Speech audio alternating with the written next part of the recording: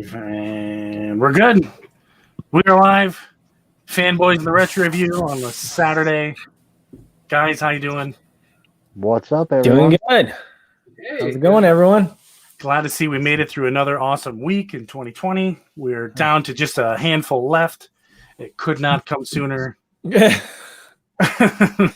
2021 could be worse. So it could be. It could be. Yeah. I like seeing the memes that are like, "Oh, you survived 2020. Wait do you see like what's going on in 2020 or 2021? Right, like the zombie murder hornets and What are they going to do next? Give us 5G? Oh, you're not gonna like my bit of news. I was just setting you up, Tim. I tell you, I sort of mentioned this last week. Like right now, I'm trying my hardest to relax as much as possible. Like, because like I said, last year was holidays, craziness at work, right into Corona, and this is like the calm before the holidays. Like this is it. This is your time to relax. You know what I mean? That's funny. I'm gonna highlight the chat real quick. We got Copy 801. We got Magic Lasso. We got Helmet of Fate. We have, I know there's more in here somewhere. Dan Piercy. Boxes of comics. Boxes of comics. There he is. He's hiding in there somewhere. Lots of people coming in. So thank everyone for joining us so far. This is going to be an epic tale of a story we got going on for the next couple of weeks. It sounds like at least 2 more weeks. Superpower Review. Hey, if you have not checked out Superpower Review, guys got a great channel. I just want to make sure I highlight that. It's got some good content. Very, very entertaining as well. Check them out. And sub each other up in the chat. Don't forget, there's lots of people in the chat right now that make good content. Other than just us, there's other people in the chat that make good content as well. So, yeah, glad to be back this week, everybody. I don't get to talk. I say it all the time. I never get to talk books unless I'm on this show. That's the only time I ever get to talk books. And when I pop into the shop, I'll chat books for a few minutes with the clerk, but that's about it. I think that's what's great about YouTube. At least I know for people like us and a lot of people in the chat is in real life, I don't talk comics at all, but like on Instagram through the week with all kinds of different people and, in the group chat with you guys. It's kind of nice. It's like whenever you do drop it in real life and you just get that silence, like nobody has anything to say. It's like, yeah, okay, whatever. Exactly, yeah. Helmet of Fate wants to know if there's a good mystery box he could buy. Vantage. Well, what is today, like the 3rd? So Vantage is sold out. Yeah. I think Swatch has a couple of books left, doesn't he? Or a couple boxes? Yeah. Swatch has some of his custom art boxes left. Plus, there's really good books in there, too. For sure. What's up, Warlord? I tell you what, the last box that Dave got, I think I'm going to try to get one of those Wednesday. That was a good one, too, yeah. And the Heroes, if you look up, I think it's Heroes and Mystery, something like that on eBay, too. Super cheap box. You get a lot of newer stuff, but I think it's worth it. So. Chase My Comics. Chase My Comics. I don't know if he's sold out yet, but he just came back as well on Instagram. I don't do mystery boxes, but one I can tell I would probably avoid is the random mystery boxes from Joe Blow's Comic Emporium and middle of nowhere. I would avoid Mile High. Yeah. Speaking of random mystery boxes, I took my son out today and we stopped in a store and I saw a Wu-Tang shirt and I was this close to getting it for Tim. Yeah, I'd warn you about that box, but I'm pretty sure the one I got was one of the last ones because it disappeared when I tried to give a link to you guys. So I think it was one of the last ones sold. Very cool. Yeah, that was definitely one of our best episodes. Wu-Tang Tim. Absolutely worst. Strange. A legend was born. Yeah. I tell you what, the Mile High box was worthless, but that video is constantly being watched on my channel. Constantly. Oh, the torpedo box, that's terrible. Yeah, I would say one of the higher episodes we've ever done on the Fanboys, at least on my channel, was the fandom review. I'm still getting a truckload of views on that every week. And I keep watching the All-Star episode we did. That was gold. We're going to have to come back and do that again. I was just about to say the All-Star episode gets a lot of views, but I guess it's just Tony. It's just me just keeping refresh. Yeah. Exactly. Every time I hit refresh, you get a view. This is awesome.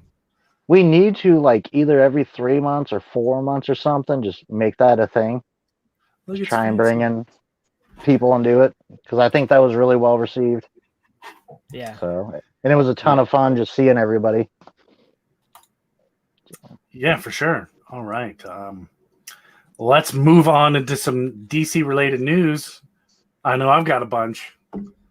Anybody else? I got one thing, and then some new book stuff. That's about it. Go for it, man. Oh, my thing. I've just been reading various articles about the upcoming future state, and you start seeing a lot of double talk. For instance, like Jim Lee says, two things he really stated at fandom were they were going with having minority characters, having diversity, and they were going digital.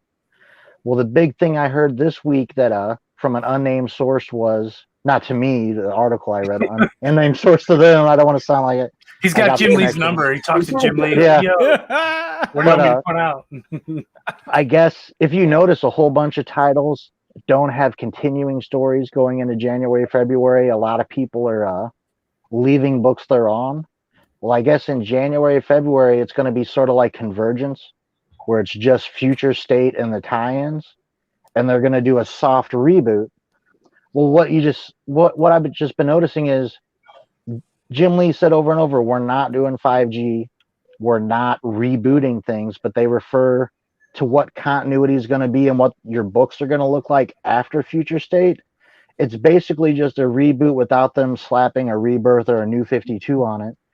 Pretty much after future state, a lot of these books that don't have name creative teams and such are either going to be canceled, they're going to have a new minority lead, or they're going to be digital only. And pretty much we're going to see the main staple of books, Batman, Superman, Wonder Woman, Justice League, is going to be the physical books going forward. In that same article, it even stated that Batman Beyond was popular, had good sales. It got axed because they don't want two future Batman going forward because of the new Luke Fox. There's actually some news on that. I don't know if you guys heard, but in this one shot that came out this week, I forget his name, the Warzone one shot, Luke Fox's older brother was in it. It's the first time he's been in comics in like 40 years. Well, his first appearance, which is Batman like 313, if that's wrong, it's right around there, been selling like crazy because now it's rumored he's really going to be Batman, not Luke. So who cares? Yeah. Yeah, I don't care. I don't care. Yeah. Well, yeah, this book was great. Well, to go back to what Tim was saying, I was told that all of these rebirth stories, like the way that Williamson ended the Flash, all of the like Batman, all of these books are going to end that way because they left everything open, so that when this reboot happens, it's easier to explain like all the changes and all the leads because everything is still left open from rebirth. Yeah. Mm-hmm. So I think it'll be like the other reboot stuff that's doing well, like Batman. Batman's still going to be Bruce Wayne. You're just going to have this other Batman book. But stuff that ain't selling so well, stuff that's not as popular, like no offense, Flashpoint, but like Flash might not be Barry Allen. I mean, the way Death Metal's going, it could be Wally, but it might not be either one of them. Well, see, I had rumors on that. Rumor is supposed to be that the Black Wally West from the New 52 is going to be the new like leading Flash character. So I won't be buying it anymore. Yes. Like I would even buy it if it was Wally, and that's saying something. I don't even like Wally, and I'd buy it if Wally was the main Flash, but DC is not going good places. Well, it depends on what Wally West they would do. Are they going to do? Hold on, guys. Hold on. But what about the important stuff? What about Hal Jordan? Is he sticking around? I can't imagine I haven't even heard Green Lantern news. There might not even be a Green Lantern book. No offense, Tony, can you get rid of him? Yeah, right. He just needs to go. I know. I'm just saying that I've heard nothing of a Green Lantern not being replaced, not being digital, like zero news on that front. I love Green Lantern, big Green Lantern guy, but he is not a popular character. There's no Green Lantern that is a super popular character. So I would be, honestly, I would be shocked if there was a Green Lantern. That's not true, though. I mean, he may not be right now, but like in the 2000s, he was huge. He was 8-9 years ago. 8-9 years ago, Green Lantern was the number one selling book. It was the number one selling book, so his fans are out there. See, true. The fans just aren't buying it because they don't like what's happening right now. Well, that's what I was going to say. Yeah, it's the Grant Morrison run, and it's not even like the real, like, it just feels like it's on a break. Well, it's like we talked about on my podcast yesterday, like characters that were super popular are getting written basically out of relevance. You know, Green Lantern is a prime example of that. You know, when you look, exactly like I said, he was a top selling character. Someone took over and basically ruined him to the point where now he's not a relevant character whatsoever. You know, like you look, I mean, that's the problem DC's had. Everything Jeff Johns touched went to the top, but Jeff Johns ain't there. Yeah. Now the stuff that's selling well or getting attention is stuff that's getting attention sort of for being bad, like Tom King Batman. You know what I mean? Like, so I have a story about that. My son, my 14-year-old son, finally came. I think he's getting he's talking to his friends and stuff, and they're into comic books. And so he finally came up and he's like, all right, I'm ready to read some comics. I was like, all right. I'm like, what do you want? He's like, Batman. It's got to be Batman. I said, all right, because I know one of his friends into Batman. So we went out to the store today to get him some Batman to read.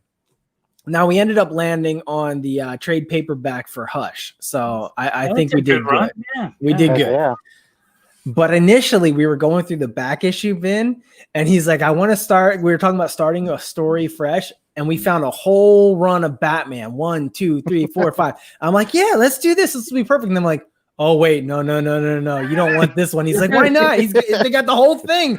I'm like, oh, see that king down there? You don't want this one. But you talk about comic book speculation. Those are some of the most expensive and sought after Batman books. And they're not really keys. They're sought after because the art's amazing and the story is great. Yep. Yeah. That's why books should be sought after and wanted, not just because it's a random first appearance or they might be in a movie. Sorry, that was a little rant, but yeah. Okay, let's hop back into news before we get too far off a tangent here. So the first tidbit of Justice League Dark news was from today. Remember back probably 3-4 years ago, Guillermo del Toro was making the Justice League Dark movie.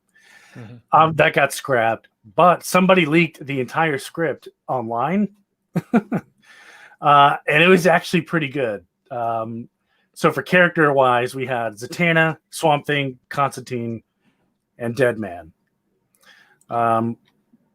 What I don't like about it is who they were chasing for Deadman.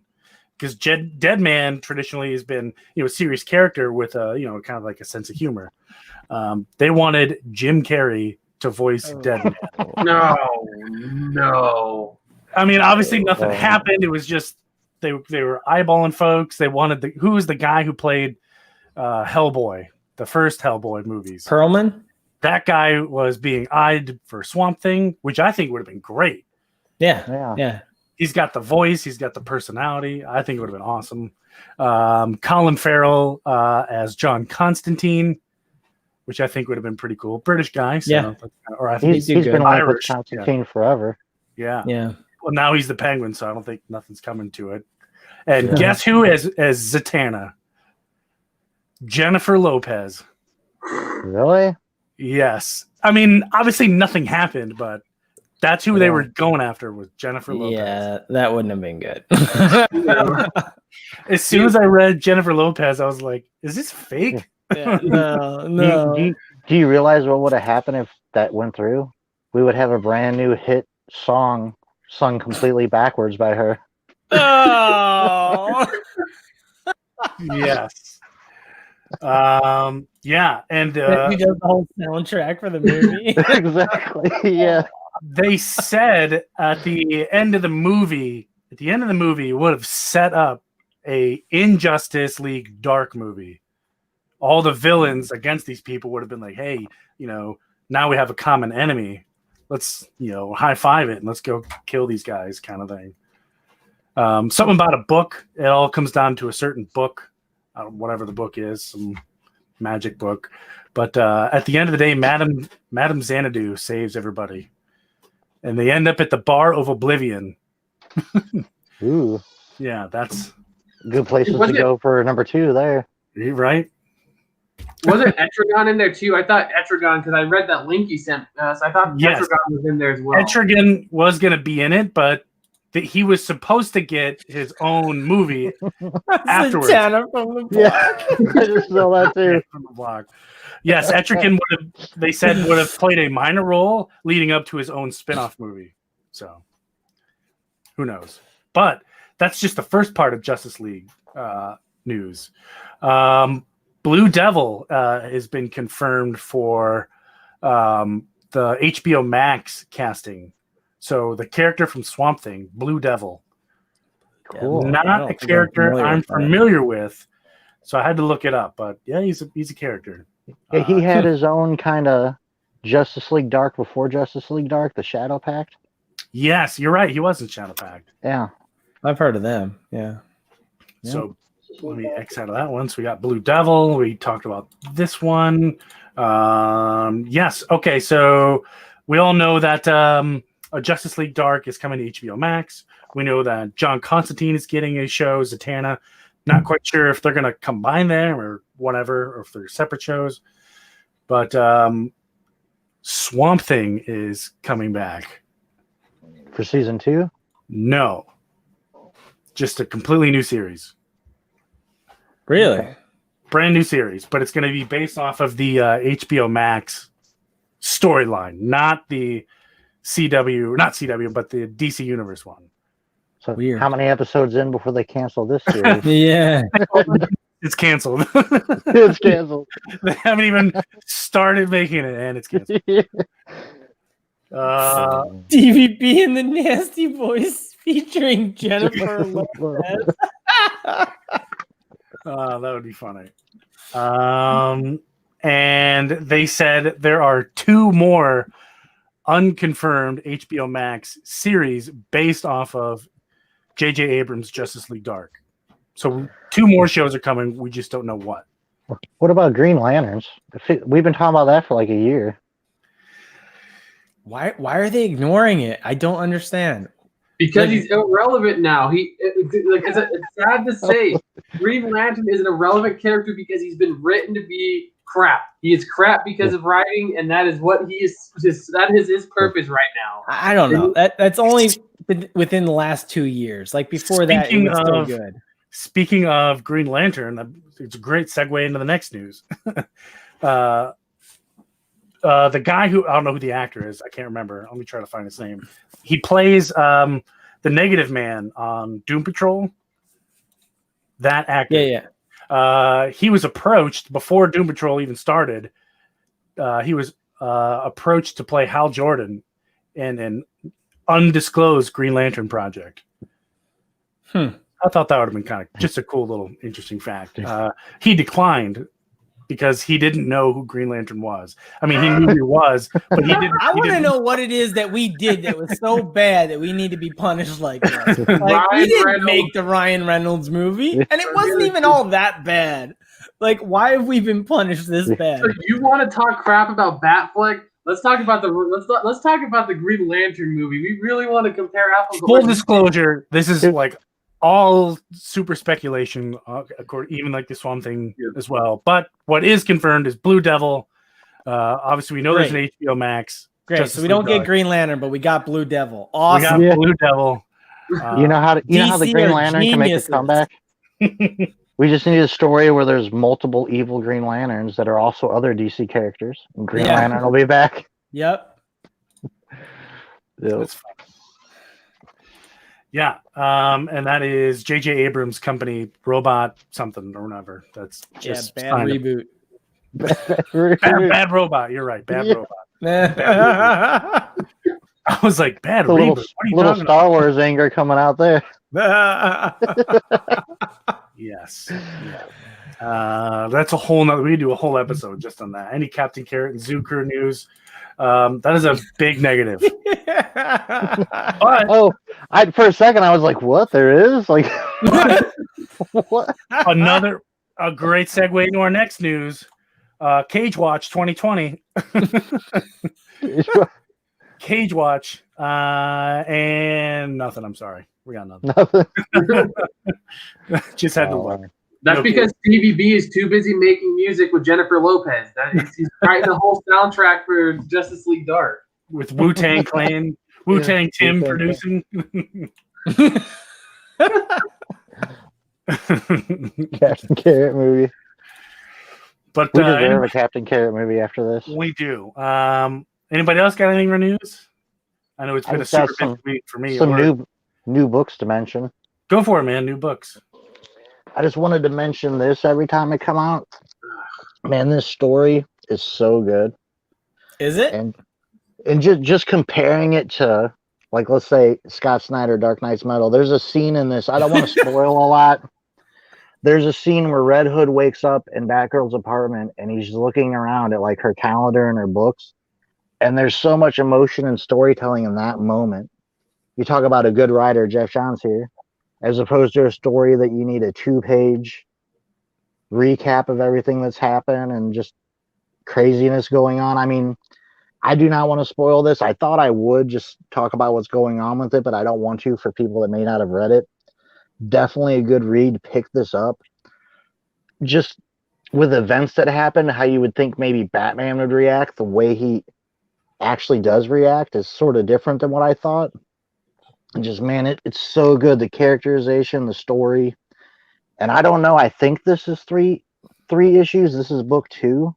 But I'm really looking forward to see what happens. We'll see. But, man, definitely read this. Pick it up. Best book going. Now, I thought you didn't like the first one. No, you guys didn't like it. I was middle of the road. I didn't read it either. I was me that didn't like it. That I will be full disclosure. Okay. I bought the second one to hope it got better. I thought he was going to say full disclosure. I can't read. that moment that you're talking about, Tim, was complete garbage. I don't know. I see, which surprises me that you loved it so much because I thought it was completely like off base of what should have been happening. Maybe. Why am I big again? maybe it's the age difference. The difference in storytelling is. I thought you were bringing up another book. Oh yeah, this is the War Zone. Yeah, that's what I was gonna do. One thing I would give you the floor.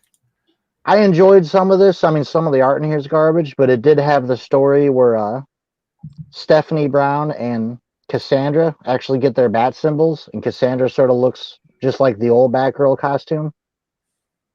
So that's cool. I believe, she's going to be Batgirl going forward. But there's a lot of good stuff this week. I mean, just mentioning the Superman Batman annual was fantastic. Awesome series. And the Justice League annual is actually pretty good. It's a story of basically all the defenses get activated in the Hall of Justice and are attacking the Justice League, and they're trying to get out of the Hall of Justice without, giving spoilers of what's really happening. But interesting. Some good books this week, really good. And this story, it's a bit hard to follow, but man, I love the cover of the new Legion book.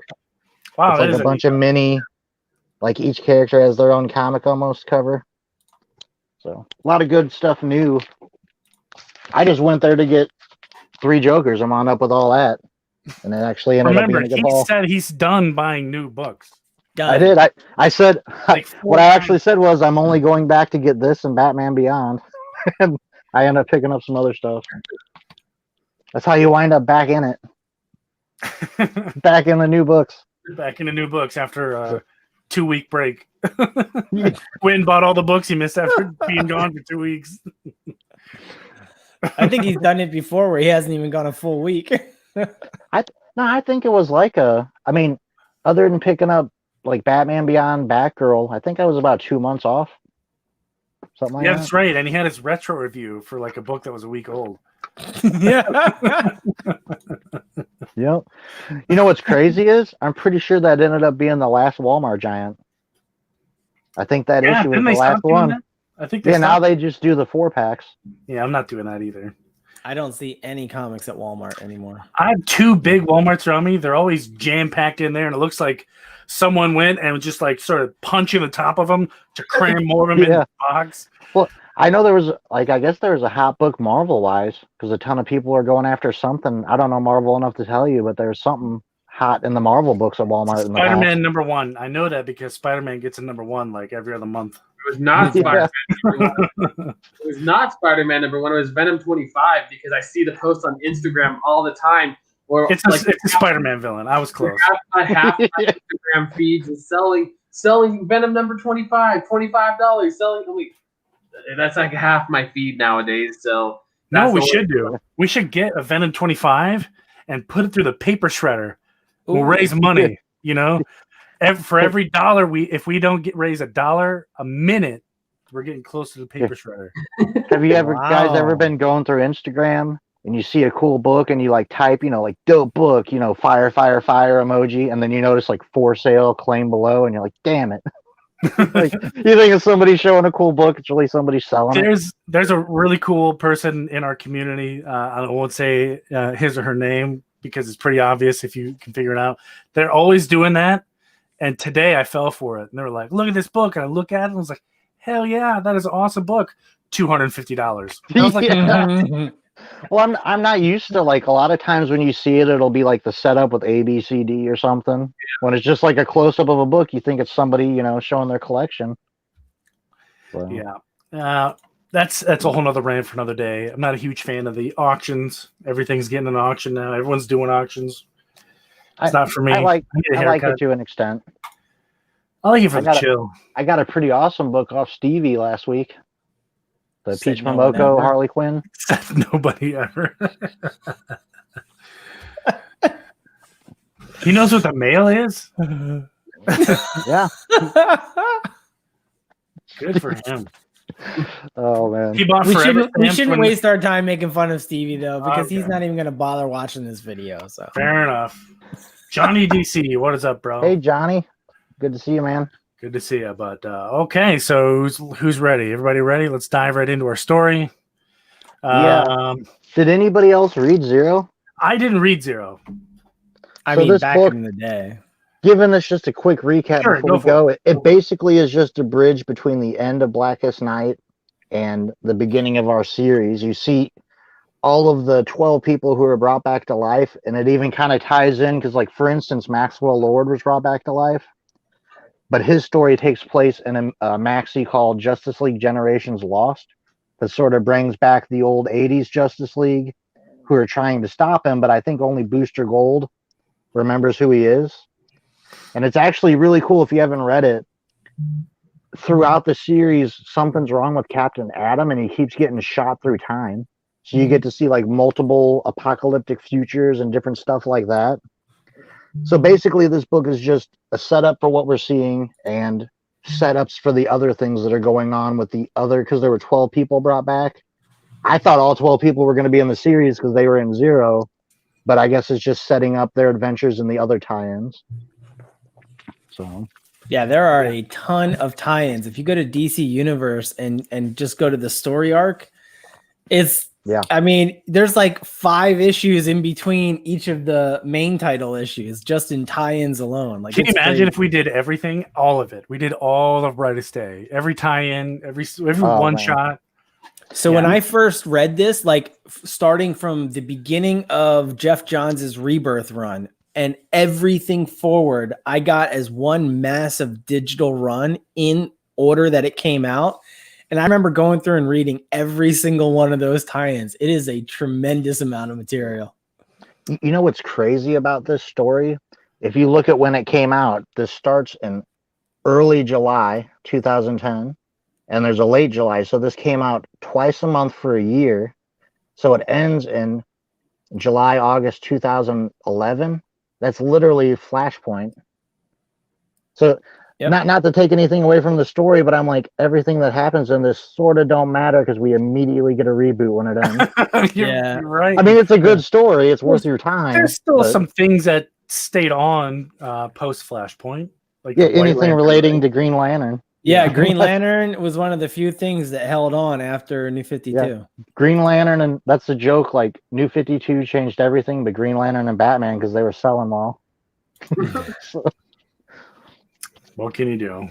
So I'm Okay. gonna be honest. When I was reading my books, I read the wrong books 3 times because I was reading the tie-ins. Because I think I read the Green Lantern number 5 and 6.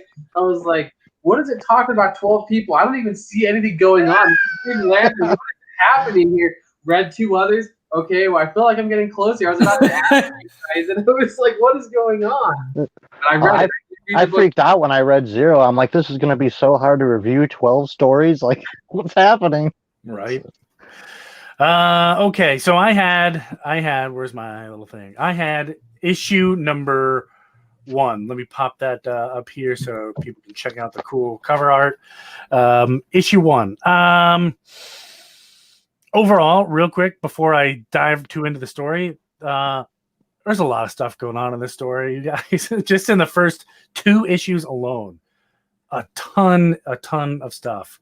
And it is a lot to take in. I would say if you're a new DC reader, this would not be a good starting off point. If you like, you know what, I'm going to read DC Comics. Here's Brightest Day number 1. I'm going to buy it. Bad idea. You're going to get introduced to a whole lot of characters. Yeah. You got to have a lot of knowledge about these characters to really get the story, not necessarily enjoy it. Yeah. Yes. So, okay, diving into the story here. Issue 1 starts off in New Mexico, where 2 park rangers are looking at this big, gigantic crater. And we didn't know it at the time, but there's a white lantern power battery in the center of the crater. Along come Green Lantern, Sinestro, and Carol Ferris, the Star Sapphire, and they're all talking about what's going on. And one of the park rangers decides he was going to try to shoot at Sinestro, yeah. Which I thought was really funny. Just boom, boom, boom. But anyway, that luckily Hal Jordan was there and stopped Sinestro from obviously tearing this guy in half like a phone book. And then they start talking about what it is. Nobody knows what it is. All 3 of them try to lift it like Thor's hammer. Nobody's successful. There's a whole lot of if you've seen the first Thor movie, it's very similar. That was like one of the funniest things about the Thor movie was that Stan Lee cameo where he tries it with his pickup truck. That was funny. There's one particular panel I want to highlight. Where is it? Right here. Oh, where is it? Anyway, maybe not because I can't find it.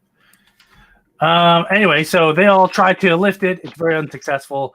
Cut to the Atom, Ray Palmer. And he is on a ship just off the coast of Somalia. But he has a White Lantern ring on. And he doesn't know. No, it's not Ray Palmer. It's Deadman. Why did I say Ray Palmer? It's Deadman. Because I know, man. I'm sorry. What's his name? Boston Brand. Yes, Boston Brand. Boston Brand. Keep in mind the character of Deadman is a actual dead. He's a ghost, but we don't know this at the time. The White Lantern rings bringing people back to life, and now he's just like a guy. Like he has a White Lantern ring. He's alive and all this other stuff.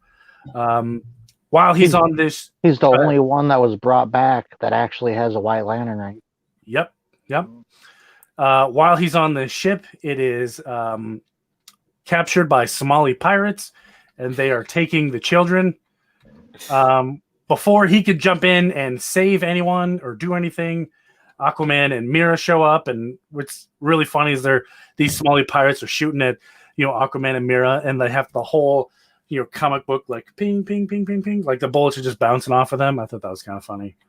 And Aquaman like hurls his trident, and I thought it was going to kill somebody, but it didn't. It just kind of impaled someone in the shoulder. Queen Mira is doing her water kinesis. I think that's the name of the power, where she's twisting the water into like shapes and dragons and whatnot. They're taking care of these pirates.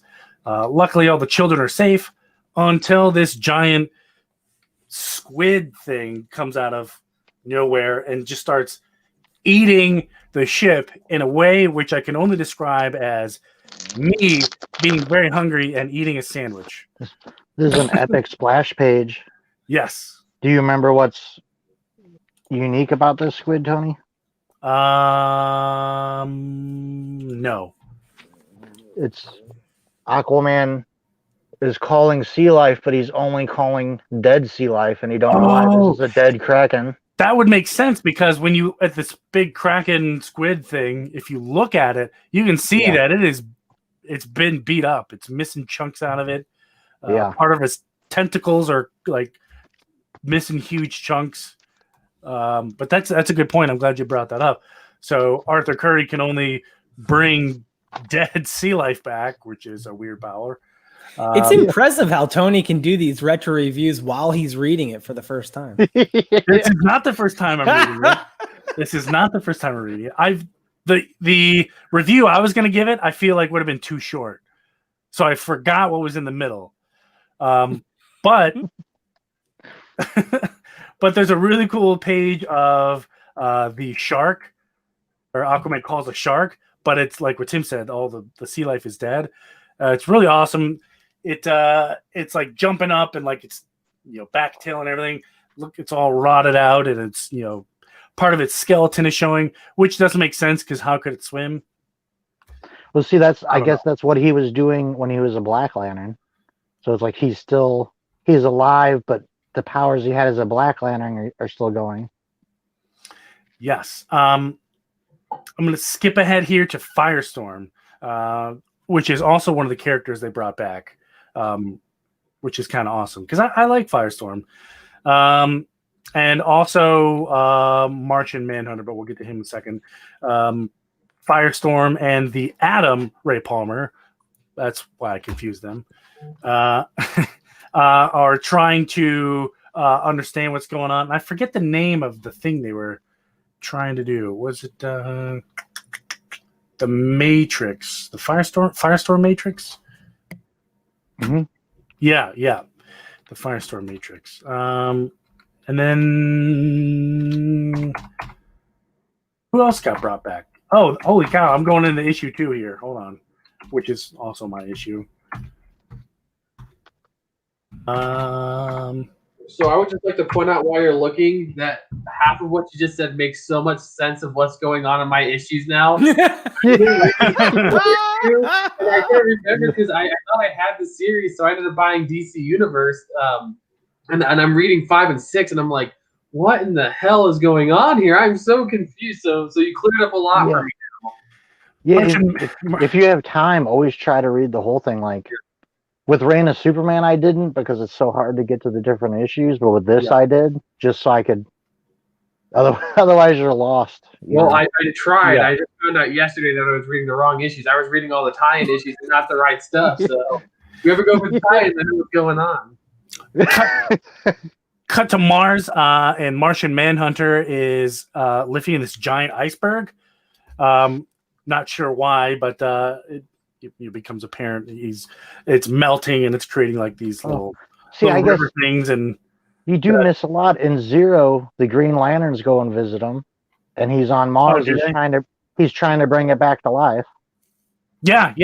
It does show him when he melts the big ice cap. It flows into a river, and you do see the smallest little stem of something sticking out.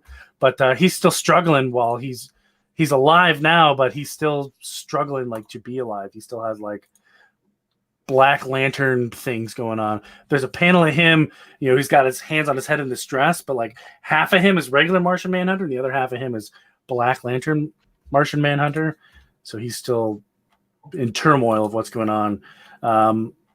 And then he's having visions of some girl and he's trying to figure out what it means. And he flies off to figure out what's going on.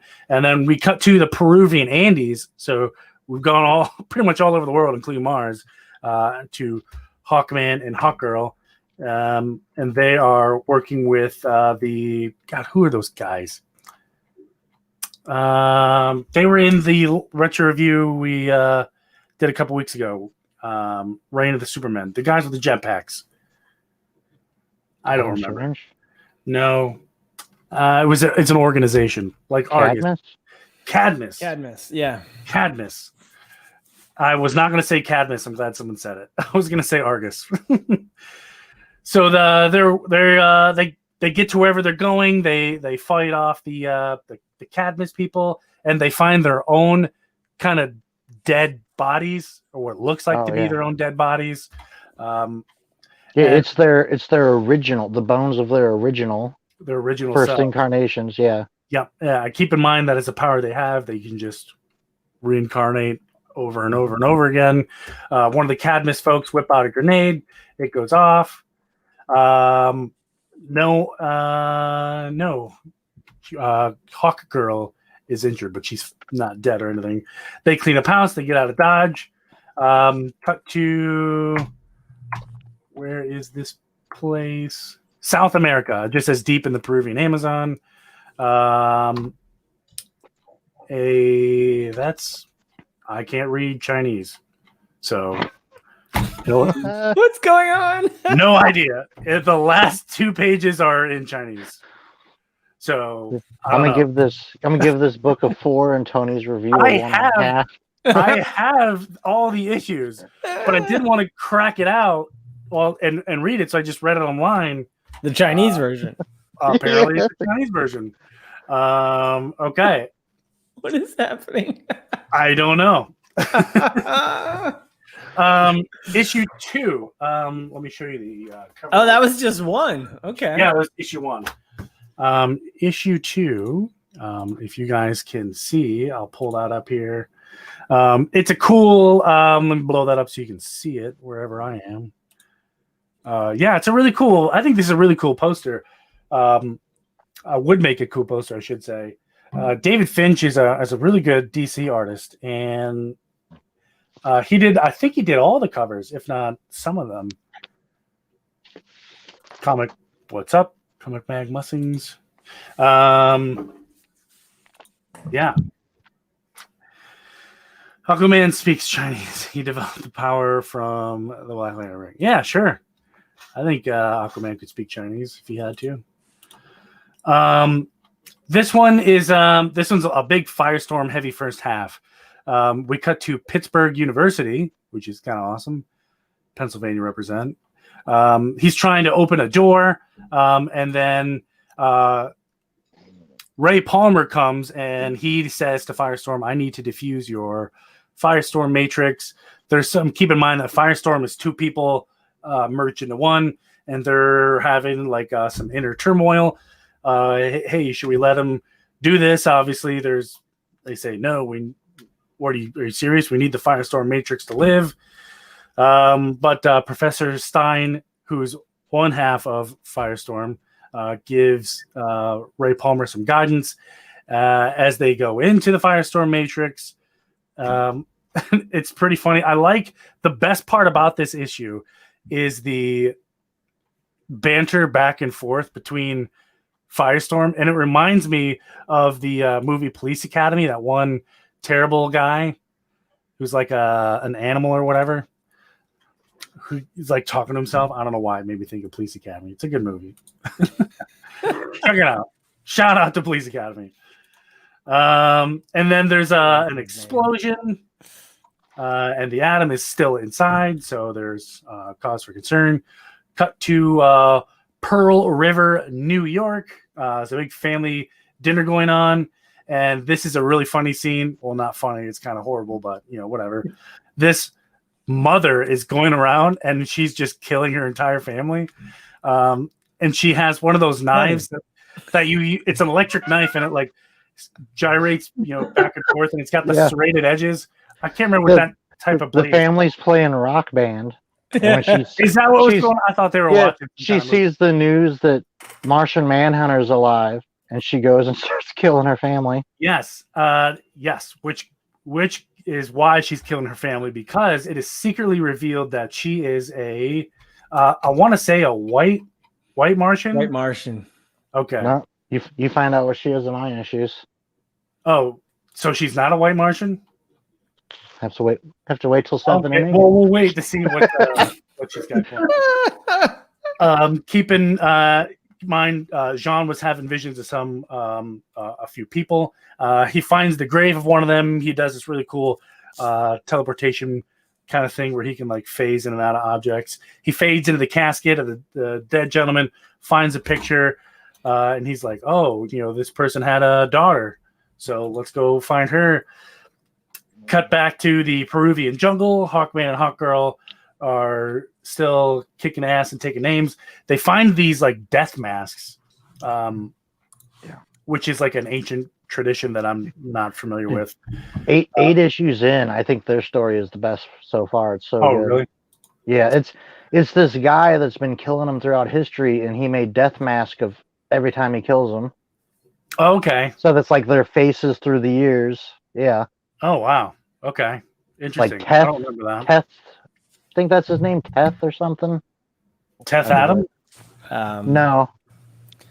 Yeah, it's in mine. It's weird the way it's pronounced. Yeah. I'm here. You can start now. Welcome, Squatchy.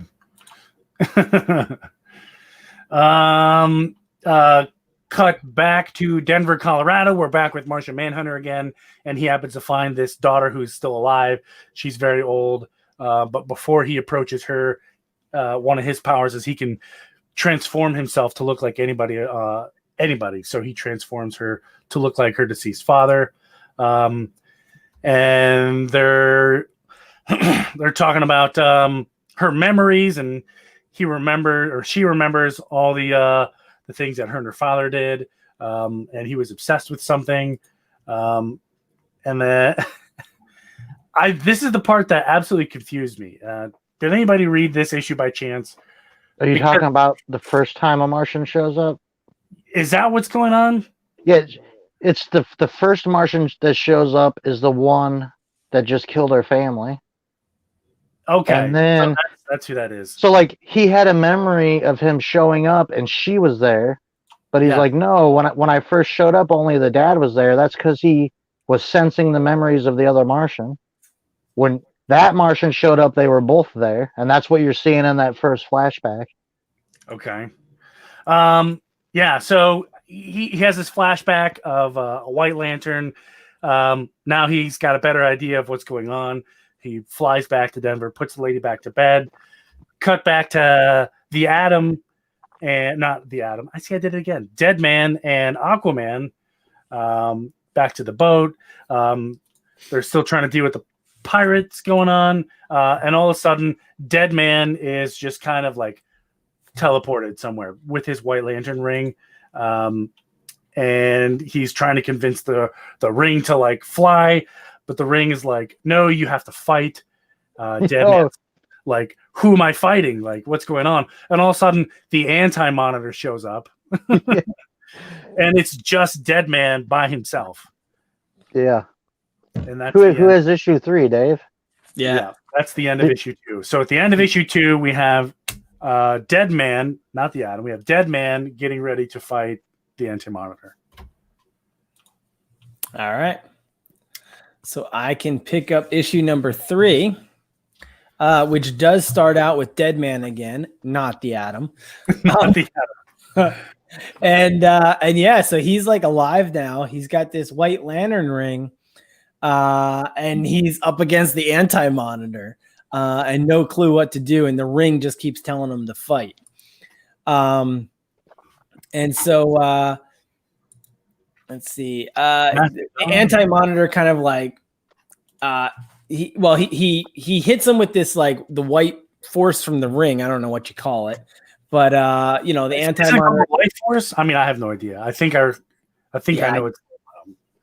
Sure. I don't know. just ask Kyle. Yeah.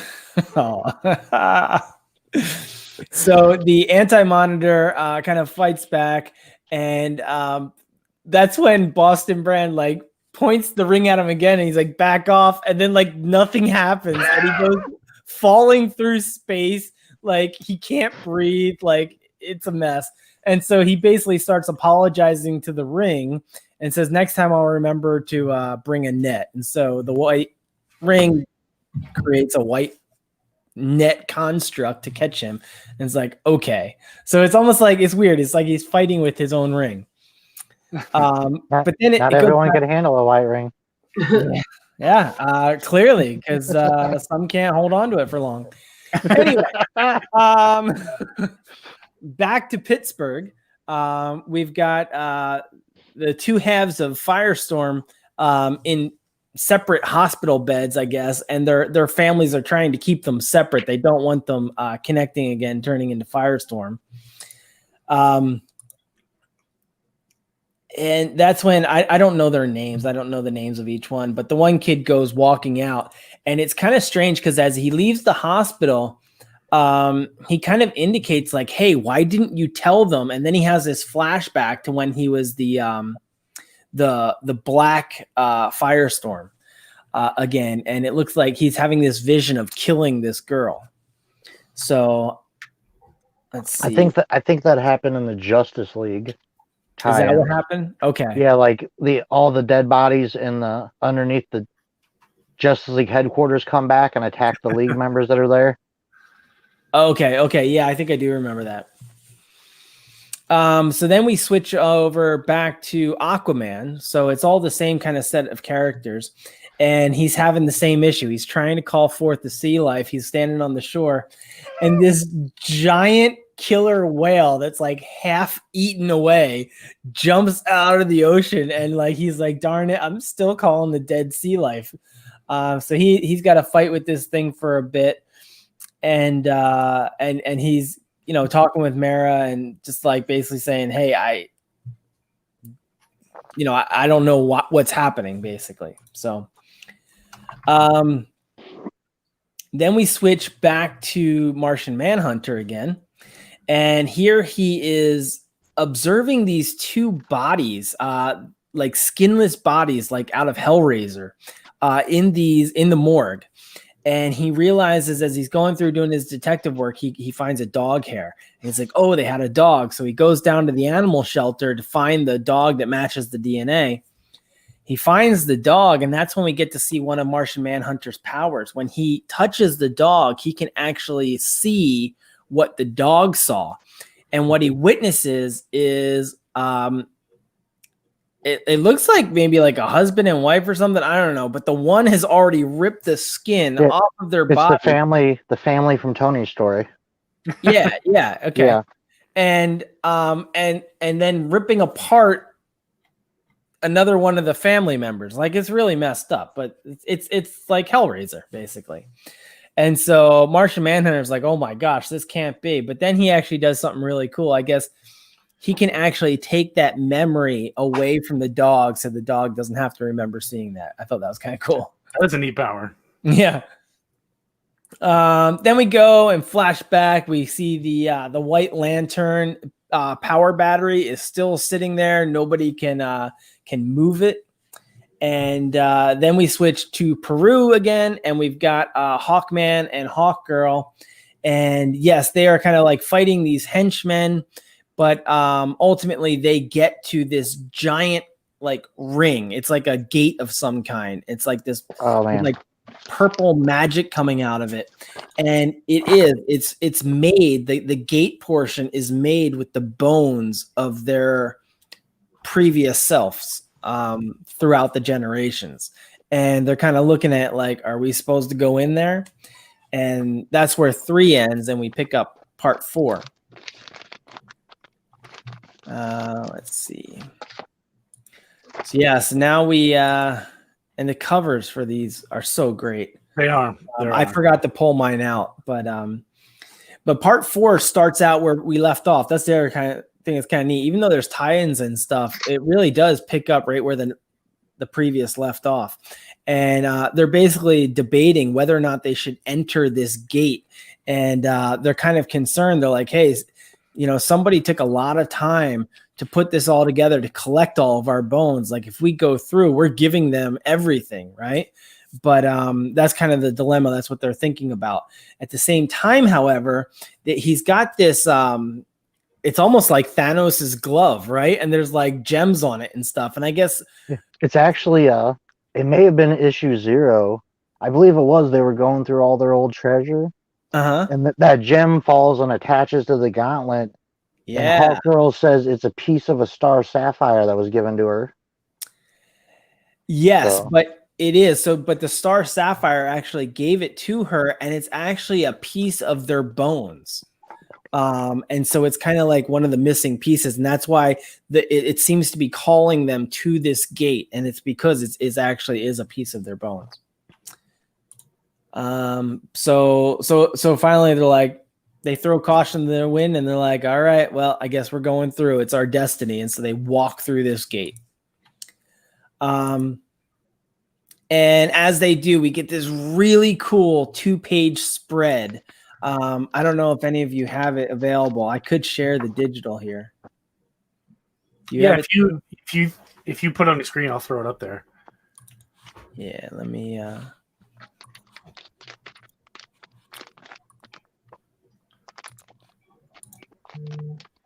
How's that? Boom.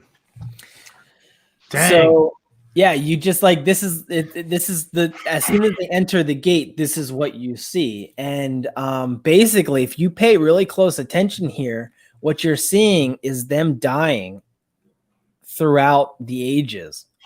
Each of their different reincarnations, they've got, like the Egyptians, the Minutemen. It looks like maybe from like in Spain or something. I don't know, but it's pretty neat. So let's see. Back to the story then. They enter through the gate, and it's kind of like if you ever played World of Warcraft, Nagrand out in the Outlands, where like all the or like Avatar, where the all of the pieces of the earth are floating in the sky. That's kind of when they exit the gate. That's what they see. They see all these like big stones floating in the sky with like grass on top. It's kind of neat. But then we switch back to Georgetown, where Deadman is apparently creeping on this woman who's sleeping in her bed. It's kind of strange, actually. And as he's kind of hovering over her, like just watching her sleep, she wakes up and just kind of like backhands him. And at that point, he introduces himself, and she's like, wait, Boston Brand? And she goes, I'm Dove. And she quick switches into uniform, and we see it is Dove, the Avatar of Peace. So at this point, this is where Deadman starts explaining that, hey, he still has the white ring. And she's like, oh my gosh, you're the only one that still has it. And they're kind of trying to figure out what happens. And as they're talking, Hawk shows up, and he's like in this rage because he's like the Avatar of War or something. And he's in this absolute rage, goes after Deadman because he sensed that Hawk put her uniform on. And so that's what had him come calling. And he doesn't know who this is. He just knows that there's this stranger in Dove's bedroom in the middle of the night. So he grabs him. But then when he finds out that it's Deadman and that he has come back to life through the white ring, and Deadman tells this story of how when he first came back, he actually went to Coast City, which was just like, I mean, it's been annihilated ever since Reign of Superman. And nothing grows there. And so when Deadman landed there, suddenly a forest sprouted up where Coast City used to be and where nothing used to grow. And at the same time, he put his hand out, he found this dead baby bird, and then it came back to life in his hand. So upon hearing this, Hawk just grabs him, and he's like, you're coming with me. And they go off walking. Yeah, that's a lot of issue zero. Issue zero, remember how I said it sort of touches on everyone that came back to life? Mm-hmm. It's actually the white ring dragging Deadman. Like, he's witnessing everything you're reading. And that baby bird is literally how issue zero starts. Okay. Yeah. It's pretty cool. So then we switch over to these kids in New Mexico, and they're ready to go swimming in this like lake. I think it's right around where the white power battery is, I think. And the girl goes to jump in. The guy catches her just before she does, because what was a lake the previous day has now been completely dried up. There's these dead fish where the lake was, and they're not really sure why everything's heating up. Then we switch over to Aquaman again in the Bermuda Triangle. I'm sorry, not Aquaman, just the Bermuda Triangle. And their Coast Guard is out, finds these 2 dehydrated bodies floating in the ocean. And as they're investigating, then like warriors from Atlantis come up from the deep, and this woman is just like, kill them. I don't know who she is. She kind of looks like Mara, actually. but she's in all red. And she's like, kill them all, and make sure that they suffer. So she's pretty angry, to say the least. Yeah. We go back to Pittsburgh University, where half of Firestorm is. Ronnie, I think his name is. He's kind of like passed out at this party, and they wake him up, and I don't know what to make of this. There is this girl, I don't remember this from when I first read this story, but there's this girl that shows up to him. She kind of looks like a ghost. She's all white, and she says, "Do you remember my name yet? Say it." And he doesn't say it, and then next thing you know, somebody knocks on the door, and the entire room just turns into like salt. There's salt everywhere. That's that was the girl. That was Jason, the other half of Firestorm's girlfriend that Ronnie killed during Blackest Night. Oh, okay. Well, why is she turning into salt? Well, remember in Tony's story, whenever they diffused Firestorm, the blast turned everything into salt. So it's sort of indicating, because it shows there's like one panel, it shows Jason sleeping at a desk in his. There's like it does. It's almost indicating like subconsciously he did that through the Firestorm Matrix in his dreams. Yes, and I was kind of picking up on that. Yep. But it just kind of ends off there. So you don't get any more in issue 4 here. Instead, it goes back to Deadman, Hawk, and Dove, and they're walking through this graveyard. And that's when, is it Hank Hall, I think is Hawk's name? He brings them to his brother's tombstone, who is Donald Hall, and says, "Your ring is bringing people back to life. Let's see you bring back my brother." And that's where this story leaves off. And it just says next, Resurrections. Very cool. All right. So I have 5 and 6. So we start off 5 back in the Bermuda Triangle. So we're back with Aquaman, and him and Mara. Looks like they're trying to destroy some oil drills. I don't know. Like, that's what I'm assuming. So they're swimming around, and then he has oil rig, and Mara's like, "Oh, well, the owners of this rig might be begging someone to clean up their reckless mess." So they're just trying to take care of it. And then all of a sudden, you see like a water construct, something similar to Mara, swoop like Aquaman out onto the land, and you see that redheaded lady again that you think is Mara, like, doesn't announce her name, saying like, you're gonna die on your knees. So she's here to kill Arthur. And you're like, oh, okay. Well, then after that, it goes back to Hawk, Dove, and Hank, and then they're arguing about the bringing his brother back. And Dove says that she's felt a connection to the power of the White Ring. And she says she's not sure how she's connected to it. Yeah, and you know, it's weird though, because I don't remember Blackest Nights, honestly. So she mentioned the black rings and how they couldn't resurrect and use his body for some reason. So I don't know if that's a reference to a previous, like, something that happened in there or not. And then Hawk grabs Deadman and is basically telling him of all 3 of them, like him, Hawk, and Dove, who deserves to be alive right now. So he's like threatening him. And then you just see a lightning bolt go off from the White Ring, which is actually a pretty cool, I don't know, like, panel. You can shoot, like, pretty cool, like, kind of splash, but the cool art there. I like the art. And then after that, it goes back to Aquaman fighting off this redheaded girl.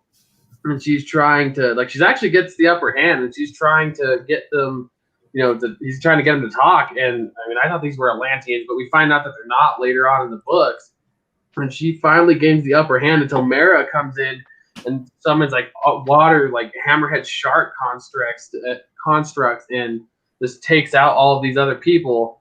And the redheaded lady looks at Mara, and she's pissed because you kind of get this feeling that they're working together, and so she screams her name, and Mara grabs Arthur, and then she just dives into the water with him and takes off. And after that, you go to Hawkman and Hawkgirl, where they just walk through the gate, and actually the where they end up is pretty cool. It's again like Avatar, where all the rocks are on different pieces of land, and they're talking, and Hawkman is just like, well, let's just go explore, and Hawkgirl is like, well, what if we're gonna die? I don't want to be a part. And they kiss, and then you look at them, and it's weird because it looks like, what was it? Like when they kiss, like you see, like they're turning their skin. It starts to get like a disease, and I don't know what that is. They're not sure what's happening, and it's the Black Lantern thing. Well, yeah, and then because they asked, like, are they dying inside? So I'm assuming that's what's happening. Then when they kiss, they're dying. It causes them to die on the inside, or not sure. Well, then a bunch of giant animals come, and they're trying to fight them off. Well, they take Hawkgirl away, and they carry her away, and Hawkman's like, oh no. Well, then you see this giant like Black Panther looking thing, I don't know what that would be, come out and just try to fight Hawkman and surround him. Let's see here. I'm sorry, it's loading. I apologize. So I'm pretty sure Hawkman is in that cage, and they're carrying her off. So we don't even know what's happening to Hawkgirl yet. And then it goes back to Deadman and Hawk and Dove. And and then the Ring is actually talking to him, it looks like, and it's like, you're gonna stop dragging me around. And it feels like Deadman is starting to gain control of the White Ring. It feels like he's starting to kind of gain control of it, because the Ring kind of recognizes him, and the statue it starts to like light up, and then more of the White Ring's power comes out of his ring, and then it goes back to Hawkman and Hawkgirl, and Hawkman wakes up in a cave, and this giant like chimera, I don't know what to call him, tells him that they're in Hawk World. So apparently this whole like the archway that got made out of their bones takes him to Hawk World. So I don't know what quite Hawk World is. Was it Thanagar? Is that Hawk World? Thanagar? No, they just say that he asks, like, where the hell am I? And he says, welcome to Hawk World, human. Hope you last longer than your mate. So kind of implies that Hawk World. Oh, I thought you meant like, where are they from? I was like, no. I think so. This is just like a whole Hawk World thing. Gotcha. And then so it goes back to Aquaman and Mara, and they're running away, and she's telling like, hey, I gotta tell you something. And he's like, well, that's not important. We gotta go back and fight that girl. We gotta win. And she's like, stop, I've gotta tell you something. And then like this page was awesome, and she's like, I'm here to kill you. So at the end of issue 5, Mara finally announces that, like, hey, I'm working with this girl. I'm here to kill you. So that's issue 5. Hold on 1 second. I wonder if this Hawk World is the same from the Hawk World comics they made in the 90s. So if they are, I want to pick those comics up. Yeah. Okay, and then we go to Brightest. So issue 6, and then it starts off with the Martian Manhunter, which you guys said. See, and this is the part where I was confused, because he's the White Lantern version, and then that face over there is the Black Lantern version, right? The stuff that's on the side of him. So he's still considered two Martian Manhunters in one body, I guess. Is that how that works? And he's just watching this guy and girl hang. Oh, go ahead, Tim. I was going to say, everyone that's brought back by the White Rings isn't really alive yet. Yeah. It's temporary. So, okay. So, yeah. So then, he's watching. They're watching these people just, like, have a date. And then he goes down there and, like, just chops off their heads. So I was like, okay, well, that's all right. Or Martian Manhunter chops off their head. That's the other Martian.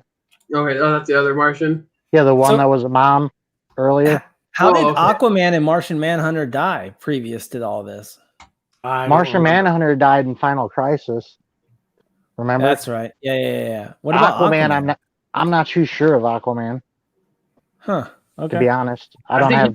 Didn't he? He died then too. I thought I'm pretty sure he died then as well. I thought. I don't know. It wasn't in the main story. So then this Martian's happy that bloody blood on a rock, super happy that she killed him, and then you see the Martian Manhunter trying to track him down. He's trying to figure out the killer's identity, so he's just kind of traveling, and then the Overgrown it's weird because he notices that when he touches the green that he's in, it retreats. So it's kind of weird, which I'm assuming is another Black Lantern thing, right? That's why the growth is when he's touching these leads and stuff, it just goes away. And then let's see. I hate this app. So then he just flies away, and he's trying to figure out where he's going. So he's trying to figure out who the killer is, and then it goes back to Hawk and Dove, and they're still fighting about they're trying to get him to tell him what happened, and Deadman doesn't remember what happened and how the White Ring works. Hawk is getting really angry, and then all of a sudden, randomly, he's just Deadman brings up cheeseburgers, just randomly out of nowhere. I love cheeseburgers. It's the Ring talking. Yeah, is that the Ring talking? Yeah, and then they're like, "What? You love cheeseburgers?" And he's like, "What the hell does that have to do with anything?" Hawk does, and then. But Hawk is overly angry throughout all way this stuff. Angry, yes. Well, and then I don't know who that is. Holly, I think is her name, coming out as at them, and I don't know who Holly is. And then you see Deadman bunch his fist back and finally use the White Lantern ring and get her away. That's Dove. It appeared that technically, I guess it just finds out it's Dove's sister. I didn't remember reading that the first time through, but I was trying to rush through. So that zombie was Dove's sister, warning them to not try and trifle with that. And then it was a warning, and Hawk is still extremely mad at Deadman trying to get him to tell him something, and then he's so mad. Yeah. It's one thing if you're so mad you make Batman seem relaxed. Yeah. Also, basically, you hear Deadman's stomach growl, and then Dove is like, "Hey, have you eaten since you're alive?" He just and he's like, "No." So he's like, "Well, let's go get a cheeseburger then." So they're gonna go get a cheeseburger because right after, right there, when they're like, "Oh, we're gonna go get a cheeseburger," I think everything better. Back to Pittsburgh's university, and you see him talking to some chick, and he's just walking away, and he's just trying to flirt with his girl. And then you see these steel beam turn into bubble gum. And it's what's the atomic weight of bubble gum? What's happening? So I don't know what that is. This is the best part. This made me laugh so hard. Yeah. So then he turns into Firestorm, actually, which I was confused at how that happened because I thought they were split apart. So yeah, I didn't know that. So apparently, he turns into Firestorm, and he's like, "Oh, my head's killing me." And he's like, "Oh, you're hungover," and they're like, "Oh, sorry, that's my bad. I think I might still be drunk, man. Sorry." It literally says that I think I might still be drunk. Why did you have to do this so early on a Thursday or Tuesday? It's a Tuesday, and he's just drunk trying to do that. So he saves this girl, or tries to. So he flies there, and then let's see here. Yeah, it looks like she got saved, and he just throws up all over her. I'm pretty sure is what happened. He just throws up all over her. He flies up to catch a construction worker and misses him. Yep. So then he creates a pillow for him to land on, and then pukes all over him. Yeah. It was so hilarious. And then he tries to fly away, and he just biffs it because he's still drunk. Right there at the bottom, you just see him sliding on the ground, and he can't even walk straight. And they're fighting about okay, why are you doing this? What's going on? And then we go back at the end there, and you go back to Aquaman and Mera, and they're she's like, "Oh, I was sent here to kill you," and then explains that before Atlantis, there was a different place. What was the name here? Zabel, something like that. So it was before Atlantis. So that redheaded lady was from this place Zabel, and so is Mera, and they had problems with Atlantis, and then so she was technically sent there to kill him, and then you just see them still talking, and then you see the redheaded chick come back, and they go on to explain that Black Manta is from the same, or knew of this place before Atlantis. So Black Manta, and I think they said that he was working with them, which is why he wanted to kill Aquaman. And then we go back to the Martian Manhunter. He sees the squirrel and he's like, "Well, I'm killing everything." He just reaches his hand out to see if the squirrel will jump on him, and the squirrel like hops on his shoulder and it doesn't die, so he's pretty happy about that. And then goes down to the still. So then we end up in the still zone, and he goes there and like looks at something, and like there's the code word. He goes in there and does a diagnostic check. And so you see a bunch of white Martians, and they're all still in stasis. So this whole story was so convoluted for me. So next week I'm definitely reading all of these, so I know what's going on, because I didn't understand. So the Martian Manhunter, so he finds all these white Martians. They're okay. They're not moving or anything. So he goes over to Oracle, and he's like, "Oh, I need your help finding some information out. Like there's been some murders over here, and I need you to go hack into it and see what's going on." Well, she tells him that they basically put all of these murders down as like drownings and like basically normal occurrences, that no one wants to admit that it's more than just that. So and he recognizes, so when she shows him the pictures of these scenes, and they look at the computer, he realizes that these murders have some sort of resonance with him, so he remembers these somehow. And he can't quite remember, and he tries to contact his sister, tries to have Oracle contact his sister using his his telepath, and he doesn't. So he locks onto her and then tries to find her, and then Megan is dead. So he finds her right at the end there, and she's dead, all strung up. So that's the end of my two. I was confused, but I think basically we find out, because what.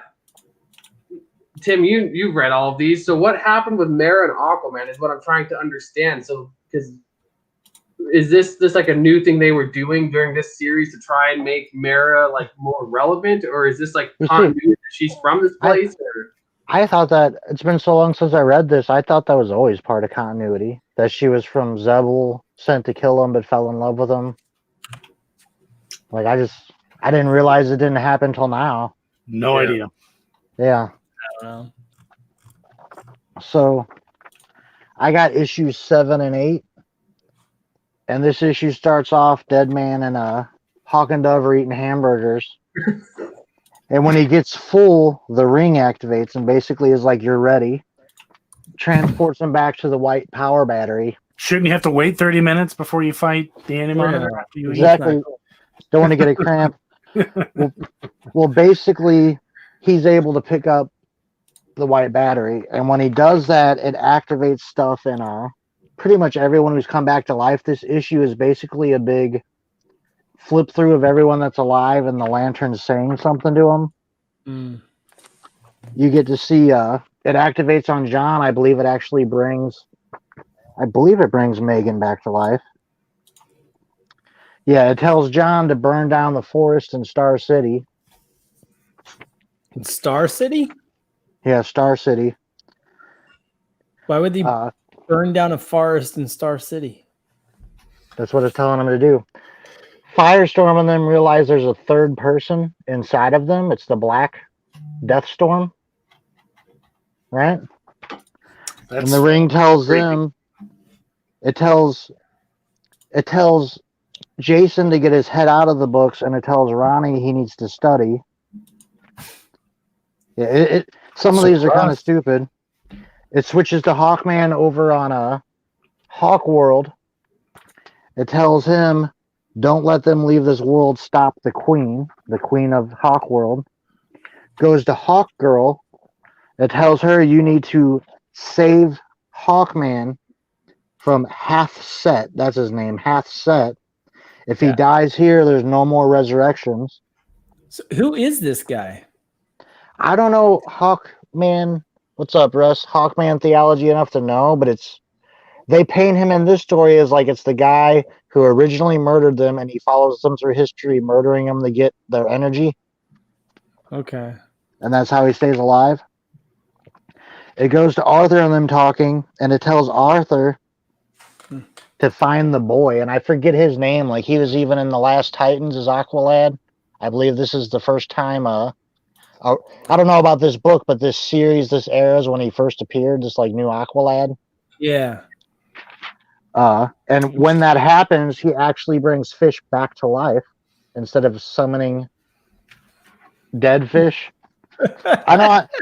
I know I'm blowing through this book, but it's pretty basic. You get this whole spread of the people that aren't actually in the Brightest Day mini. It tells Digger Harness, throw the boomerang at Dove. It tells Jenny Lynn, Jade, because we see Jade in issue 0. Jade's back, but she's part of the Justice League with like Dick Grayson, Batman, and Jesse Quick in this era. It tells her, balance the darkness, your brother will save your friends, talking about Obsidian. It tells Amon Tomez, if you guys remember Shazam, all that. Remember the Black Adam family, the youngest kid who was like crazy. Tells him to free your sister. She's trapped in I guess, rock. Like, she looks like a rock statue. She's trapped in that. It tells Maxwell Lord to stop Magog. If you remember him from JSA at this time, he'll start a war.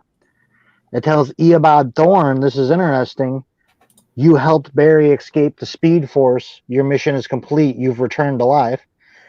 So this indicates they have to do what the Ring wants to stay permanently alive. That's why you're seeing all these flashbacks of death. And that reminds me, Flashpoint. Did you know the Final Crisis we did last week is where Barry comes back? Yeah, didn't we talk about that? Yeah, he wasn't here last week. Oh.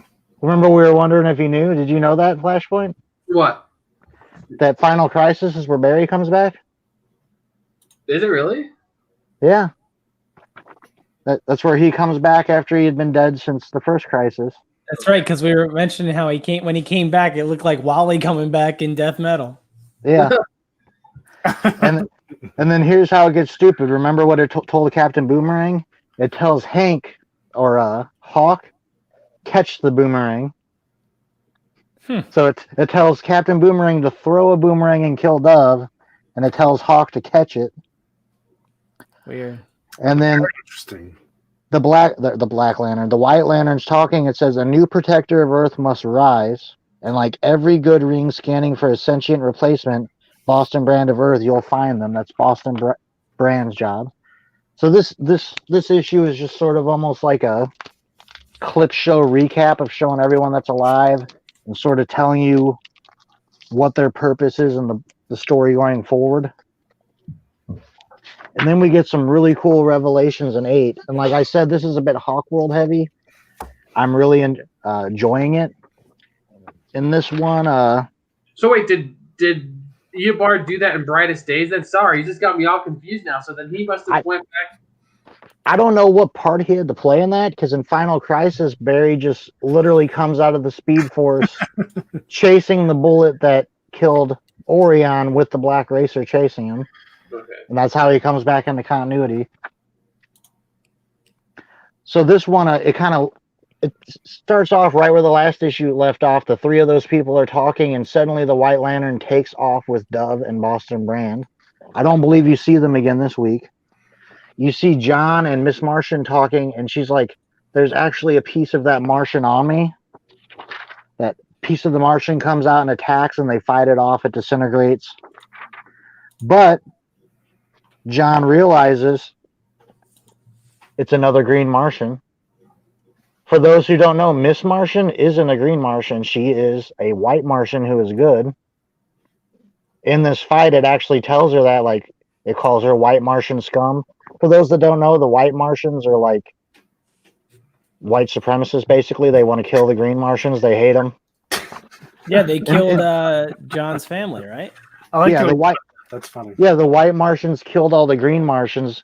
So technically, like when you hear John's the last Martian, he's the last Green Martian. There's a whole bunch of white ones that actually attacked all the time during the Grant Morrison JLA run. That's why they're in stasis. Well, these beings after they see the white light, they think Hawkman is part of a prophecy. So they're taking him to this area, and you actually learn that there's this queen. There's a whole history. They go inside these statues. We're not even at that part yet. They go inside these statues, and you see like their history. Basically, there was a portal between Earth to this Hawk world, and there was a warring world, and eventually the Thanagarians left because they found a portal to Thanagar. This world is between them. Well, then the queen came and took this place over. She's been ruling it ever since. They mine it for the nth metal. It's heavy and nth metal, stuff like that. There's a hawk species in these beasts you see, and they're fighting each other, right? And the people on the ground, they just want to be free. They want to get out from under the queen. Remember, it told Hawkman to stop the queen? You get to see all the writings on the wall inside these statues. It's pretty cool. I really love this arc, and I kind of hope the old Hawk World series is about this world. But Hawkman's like, I don't see a bunch of downtrodden people. I see an army. Like, he's getting ready to go and attack the queen up on those floating cities. Inside there, you see Shira burst forth. She's fighting these hawk things and trying to get to Hethset. I already forgot how to pronounce his name. Long story short, she gets attacked. Come to find out, there's a woman there, the queen, and that queen is her mother. Yeah, the queen is her mom. I don't know exactly what her plan is, but they have Hawkgirl. Hawkman's heading that way. And this book basically ends with John and McGann talking, and he's flying. I think this is unnatural. I don't know if I just don't remember it. But right in the middle of Star City is a giant forest shaped like a star. And that's the forest he's supposed to burn down. Jeez. I know, like the Green Arrow, Brightest Day, Green Arrow's in that forest. He's protecting a tree from John. Like, it seems like there's one tree that Green Arrow don't want destroyed. Yeah. Who knows? His favorite tree. So a lot of cool revelations. There's a Green Martian, Shira's mom. A lot of cool stuff going on. So yeah, I'm looking forward to the next ones. Yeah. So that's end of part one, Brightest Day. We got a lot more to cover, so stay tuned for sure. And I like that we're getting in all these additional characters that you don't normally get to see. I mean, that's one thing Jeff Johns does so well. When would we ever get a McGann story? Never. Well, I was just thinking about back in this era, we had Trinity, one issue a week every week. We had 52. We had Countdown. We had series like this, which was twice monthly, and it made you, as a collector, it was a pain in the butt to try and buy them new, but as a fan, it just built out the world so much. It did. You know what I mean? This was huge world building. Yeah. Now, according to Key Collector, there's only 3 out of the whole Brightest Day run. Only 4, 10, and 14 are keys. Can you tell us what they are without spoiling? I say you gotta have them all. Like, we don't want to spoil the story for anyone. We've done number 4, so it doesn't matter. First appearance of Jackson Hyde, the second Aqualad. So it was okay. Number 10 is a spoiler. 14 is not a spoiler, I guess. Maybe it is. I don't know, but I'm gonna say it anyway. First appearance of Batman as White Lantern. Oh, really? Yeah. Okay. Number 14. Cool. I'm pretty sure that he's on the cover of that one too. Yeah, well, I'll just say number 10 because why the hell not? First appearance of Deathstorm. So you get to see him in person. Really? I thought he referred to himself as Deathstorm in Brightest Night or Blackest Night. Was he just it says first appearance? Was he just Black Lantern Firestorm then? Maybe. Probably. Okay. I just always refer to the Black Lantern Firestorm as Deathstorm. These are the glory days of DC Comics, in my opinion. Like, we're talking modern. That's obviously Gold was the best. But no, it was a great time. This is a great time to be a DC fan. Dude, when Johns took over JSA in the late 90s, early 2000s, up until Flashpoint, they really built out the universe. There was so much good stuff. But this point, especially from Final Crisis to Flashpoint, that's when you had a lot of cool stuff like Grayson as Batman. You had new Krypton.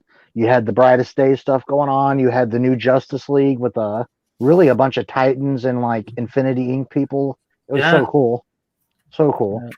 Well, I like what they did with Firestorm because Firestorm was never really. I mean, I don't think he was very popular at all. And I like what they did, like the inner turmoil that he was facing, and then to have like, oh, well, now like the Deathstorm inside as a third person because I'm pretty sure Deathstorm was two people as well, wasn't he? Because Deathstorm should have been made up of two people if we're the original, what I thought was Deathstorm was just Ronnie as a Black Lantern, and he absorbed Jason into him, like during the Blackest Night. Yeah. So. And keep in mind, on Earth 3, their Firestorm is called Deathstorm. Yeah. Maybe that's just in my head. I think every evil Firestorm is Deathstorm. Yeah. Okay. Yeah, I think it's time to wrap it up, guys. Yeah, we're a little over time, but real quick, who was the Flash during this period of time? Flashpoint? Wally. No. Wally wasn't Flash after Final Crisis. Impulse? Yeah, it was Bart Allen. And spoiler alerts, he gets killed at the end. Yeah. So, Dave, what do you got coming up on your channel, man? I actually have got my new comic finds video. I just finally got to my LCS today, so I'll be putting that together, and that will probably be my next video coming out. Very cool. So, Tim? I do have a book show, though. I want to show this real quick. Oh, yeah. We almost forgot. Because I brought this just for Tim. I actually picked this up today. It's brand new, and it's in great shape. Check this out. There you go, Tim. Oh, wow. Total Justice. Nobody remembers Total Justice. That's awesome. Yeah, I mean, look at this. This is like in brand new condition. Where'd you find it? I have a question. Is that my LCS? Oh. Is that a 6-inch figure, Dave, or is it smaller? I guess it should be. It's just, it's weird the way he's like saddled. I don't know. Yeah. I feel it. All right. Tim, what do you got coming up? I'll do a quick book show. I found this in the dollar bins this week. If you watched my last haul video, I didn't know it existed. Brightest Day, the Atom Special, which is pretty cool. That was going to be my book show. Me and my buddy Retro Tigo love the Atom, so it was cool to find that. Yeah. And then one other thing, I actually got a figure this week too. I saw it at my my back issue store I go to, STL Comics, 3 weeks ago, and was afraid they would have sold it, but they didn't. It's the Return of Supergirl from Batman and Superman DC Direct, is it? Yeah, DC Direct Darkseid. I love this figure. I got it about 20 bucks cheaper than I could find it on eBay, and that's without the box. So super happy. And on my channel, still doing the 1,000 subscriber. I'm 22 away. As soon as we hit 1,000, we'll do the 22 from 1,000. Everybody, that's awesome, Tim. That's we'll do the giveaway. I think I'm actually past that. You know how YouTube is. I've been going from like 982 to 977 and back and forth. So I'm probably in the 80s somewhere. You're probably over 1,000. And exactly. And speaking of, I saw him talking to you in the chat, Dave. I started a series. I'm taking the DC Challenge. Copy 801 sent me an AOK this week that completed this. Do you guys know what this is? No. The art, a bunch of writers and artists at DC decided to do a series where they would each take a book, a writer and artist. They have to leave the book on a cliffhanger. They have to name the next chapter. They cannot use any character that they're currently writing for DC as a main character, and it's a constant mystery. So each writer, this ends on a cliffhanger. There's a nuclear bomb about to go off in the Batcave in 8 seconds.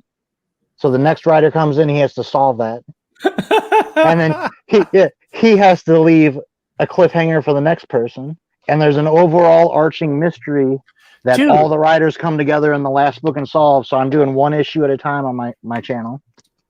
Dang it, dude, that's a cool idea. I never heard of that. Just one issue reviews. I give you my thought, because another thing is the author is supposed to leave a way out hidden in that story for the next author, but that author don't have to take it. So I kind of give what I think of the issue, what I think might happen, just quick little 5-minute reviews, and they might come out a day apart. They might come out 2 weeks apart. Just as I have time, I'm gonna go through that. That's my last video. I did issue 1. That's awesome. That is very cool. Yeah. Flashpoint, what do you got, man? So my 200 subscriber giveaway, I'm at 145, so 55 more. I'm giving away a bunch of books, actually. I'm giving away a Flash 139 at a 5.0, a Flash 147 at an 8.0. I'm thinking about adding a Flash, I don't know, maybe a first appearance at the top because he's a great character at a 7.5. I don't know yet. Doing my podcast next week, we're going to talk about music with comics, music and comics and how the music industry has been made into comics. So that will be fun. And my book show is I picked this up, and it's not DC, but I actually love this book for a free comic book day book. It's quite hilarious. So if you want to find an interesting book, pick this up. Very cool. That's awesome. It seems like you jumped up quite a bit since last week, Flash. Yeah, I went 145, and then I kind of stagnated again. So trust me, it happens all the time. But I think YouTube slows you down. They freak out when small channels like us get a big boost. Yeah. We get more than one subscriber a week. Exactly, it freaks them out. On my channel, we got. I did another comic book store tour. Shout out to Kirby Comics for making that happen. That's it, really. And this, I've got a few ideas I'm working on. One really big video I got coming up. Oh man, I'm gonna knock this thing over. But it's not towards the end of the year, so I'm excited for that. And all of you guys are going to be involved somehow, and you don't even know it yet. Isn't that great? Oh, wonderful. Sounds like some Dead Man stuff going on there. Right? Creeping on us, we don't know. Yeah, exactly. But that's all I got. I had a book show, but Tim took it because I found the added special. Did I really? I'm sorry, man. It's okay. I thought you were joking when you said that. No. I found mine at Second and Charles for like $1. You can hear the pain in his voice. I mean, come on, Tim. Sorry, man. That's all right. It's just a book, but yeah. Anybody got anything else for the good of the show? Just that copy 801 figured out the mystery of why Kyle is crouching. Why is that? So he can see in the refrigerator. Oh my! Dang it! See, you went from up here in my estimation to a little bit farther down because that was an awesome okay. Funny fun fact about copy 801: he is linked, and he doesn't even know it, to Comic Fu and myself. Uh-oh. All three of us have been to Comics Connection in Mechanicsburg, Pennsylvania. Okay, all right. We've all been to the same store, roughly the same time. Not like, who knows? We could have passed each other and not even know it, which is kind of cool, kind of great. That's funny. Yeah, as soon as you put that video up, I'm like, I've totally been there. In fact, I know what book I bought there. That's like maybe 10 minutes from my house. It's my home LCS.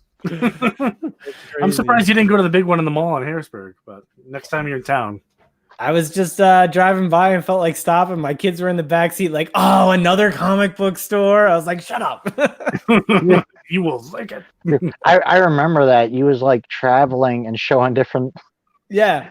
Doing hauls on a hotel room floor. And Yeah, totally. Dude, that's cool. That's really cool. Yeah. That's really cool. You guys should go back and watch that period of Fu. It was pretty cool. Oh, I might have to check those videos out. Awesome. But yeah, we're going to wrap things up here. Thanks, everybody, for tuning in. Super Russ, Helmet of Fate, Copy 801. Next week on Comic Fu, just for everyone knows. Yes, we're on Comic Fu's channel. Yeah. Mastodon chimed in. Comic Mag Mustangs.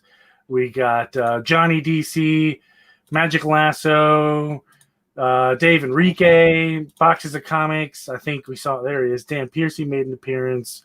Warlord, Superpower Reviews. I don't know why I keep messing his name up. He's an awesome guy. He's going to kill me.